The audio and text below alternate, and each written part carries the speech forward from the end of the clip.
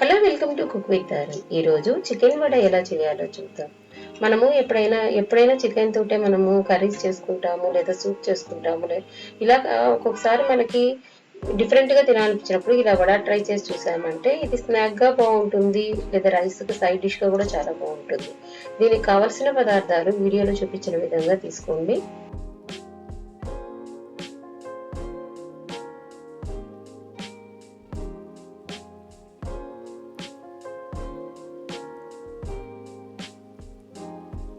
దీనికి ఒక mixie jar తీసుకొని బోన్లెస్ చికెన్ని వేసుకోవాలి.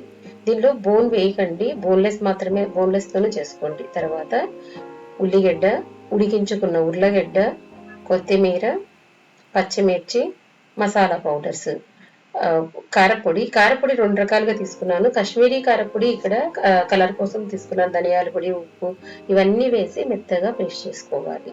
ఇక్కడ ఉర్లగడ్డ మనము వడ చేసేదానికి బైండింగ్ కోసంగా తీసుకున్నాం. ఇప్పుడు దీన్ని ఒక బౌల్లోకి తీసుకొని దీనిలో కొంచెంగా బ్రెడ్ క్రమ్స్ కలుపుకోవాలి.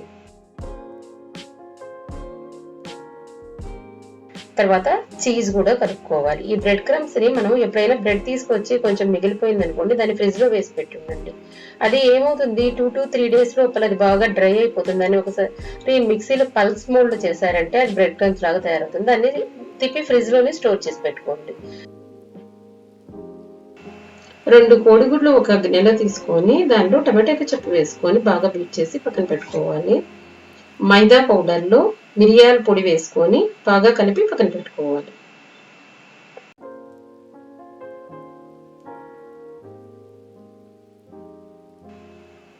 ఇప్పుడు మనం గ్రైండ్ చేసి పెట్టుకున్న పేస్ట్లో నుంచి మనకు కావలసినంత సైజు బాల్ తీసుకొని చేతి కొంచెం నూనె రాసుకొని దీనిలో మనకు కావలసిన షేప్, మనకు కావలసినంత సైజులో తయారు చేసుకోవాలి. ఇక్కడ నేను వడలాగా తయారు చేస్తున్నాను. ఇలా వడలాగా తయారు చేసిన తర్వాత మొదట మైదా పిండిలో దీన్ని బాగా అటు ఇటు బాగా రోల్ చేసుకోవాలి. ఫుల్గా మైదా పిండి అంటేలాగా బాగా రోల్ చేసుకోవాలి. ఇది తర్వాత ఎగ్ బీట్ చేసి పెట్టుకున్నాము కదా, దానిలో ఒకసారి డిప్ చేసుకోవాలి.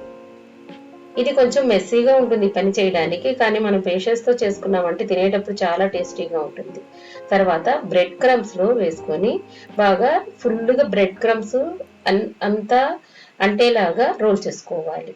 తర్వాత ఇదే మాదిరి అన్ని తయారు చేసి పెట్టుకున్న తర్వాత దీన్ని మనము డీప్ ఫ్రై చేసుకోవాలి. ఇది మనం డీప్ ఫ్రై చేసుకునేటప్పుడు సిమ్లో పెట్టి చేసుకోండి. ఎక్కువగా కడాయి నిండుగా ఎక్కువగా వేయకుండా, తొందరగా అయిపోతుందని ఎక్కువగా వేయకుండా కడాయికి సరిపోయేంత కొంచెం గ్యాప్ ఉండే మాదిరిగా వేసుకున్నామంటే తర్వాత సిమ్లో పెట్టి 2 వైపులా గోల్డెన్ బ్రౌన్ కలర్ వచ్చే మాదిరి ఫ్రై చేసుకున్నామంటే పైన చాలా క్రిస్పీగా బాగుంటుంది. లోపల చీజ్ వేసాం కదా మనము, బాగా ఉడికి కొంచెం జ్యూసీగా చాలా బాగా టేస్ట్ ఉంటుంది. ఇక్కడ కారము, ఉప్పు అవన్నీ మీకు టేస్ట్కి తగినంతగా వేసుకోండి.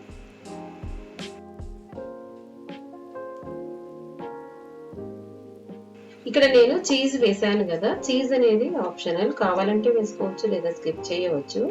తర్వాత ఈ మాదిరి మనం వడ తయారు చేసుకున్న తర్వాత బ్రెడ్ క్రమ్స్ లో రోల్ చేసుకున్న తర్వాత దీన్ని మనము ఫ్రీజర్లో పెట్టి డీఫ్రీజ్ చేసి మనము ఎప్పుడైనా కావాలన్నప్పుడు ఫ్రీజర్ నుంచి ½ an hour ముందుగా బయటకు తీసి ఇలా ఫ్రై చేసుకోవచ్చు. కానీ ఇది నేను రికమెండ్ చేయను, మీకు కావాలంటే అలా చేయవచ్చు.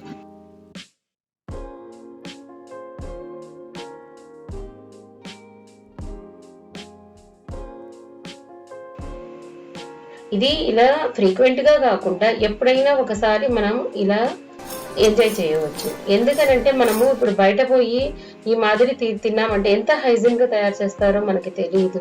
తర్వాత వాళ్ళు ఏమి ఆయిల్ ఉపయోగిస్తున్నారో కూడా మనకి తెలియదు. కాబట్టి మనం ఇంట్లోనే ఎప్పుడైనా ఒకసారి ఇలా తయారు చేసుకున్నామంటే మనము మన పిల్లలము అందరం బాగా ఎంజాయ్ చేయవచ్చు.